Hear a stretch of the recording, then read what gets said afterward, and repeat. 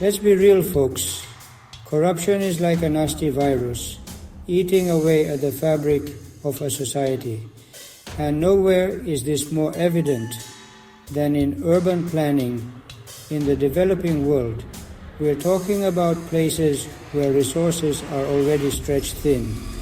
But instead of going where they're desperately needed, money gets siphoned off into the pockets of corrupt officials. It's like watching a thief steal food from a starving child. Infuriating and heartbreaking. This greed translates into shoddy infrastructure, if any at all.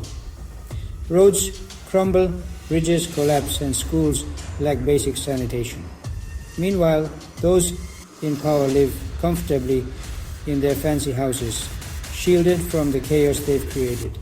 It's a tale as old as time, but that doesn't make it any less tragic. The worst part? It's the everyday people who suffer the most.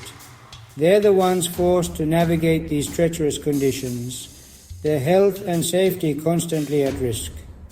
It's a vicious cycle of poverty and neglect, fueled by the insatiable appetite of the corrupt.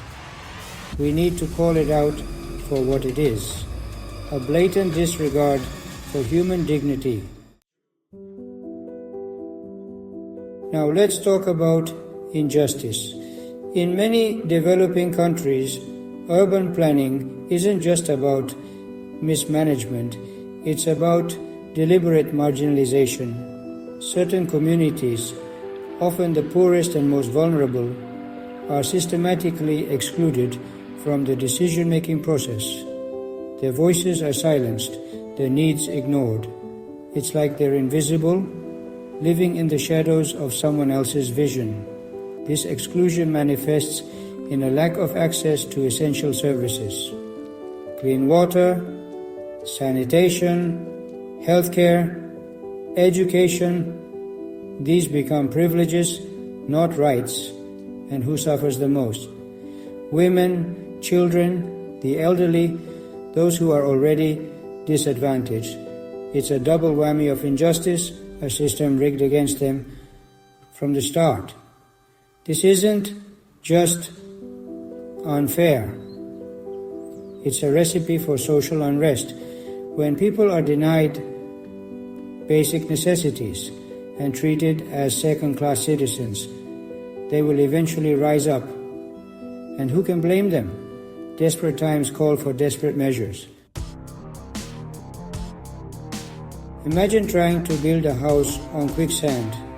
That's what urban planning feels like in politically unstable countries. The ground is constantly shifting, making it impossible to lay a solid foundation. Long-term vision? Forget about it. It's all about short-term gains and clinging to power, even if it means sacrificing the future. Every new regime comes with its own set of promises, its own grand plans. But more often than not, these plans amount to nothing more than empty rhetoric.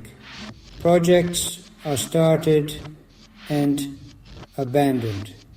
Resources are misallocated, and the cycle of chaos continues. It's like watching a hamster on a wheel, running and running but getting nowhere. This instability creates a climate of uncertainty, deterring investment and hindering progress. Why would anyone put their money into a place where the rules can change overnight? It's a vicious cycle. Political instability leads to poor planning, which in turn perpetuates instability.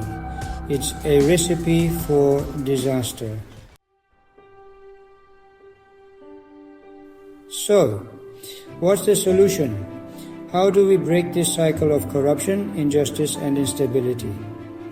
Well, it starts with three fundamental pillars: transparency, accountability, and participation. Transparency means shining a light on the decision-making process. No more backroom deals, no more shady contracts. Everything must be open and accessible to the public. Sunlight, as they say, is the best disinfectant. Accountability means holding those in power responsible for their actions. Corrupt officials must be investigated and prosecuted. Those who abuse their positions for personal gain must face the consequences. And finally, participation means giving a voice to the voiceless. Communities must be involved in shaping their own future. They know their needs better than any government official ever could. This is not just about building cities. It's about building a better future for all. It's about creating a world where everyone has the opportunity to thrive, regardless of where they live. It's a long and difficult road ahead, but it's a journey we must take together.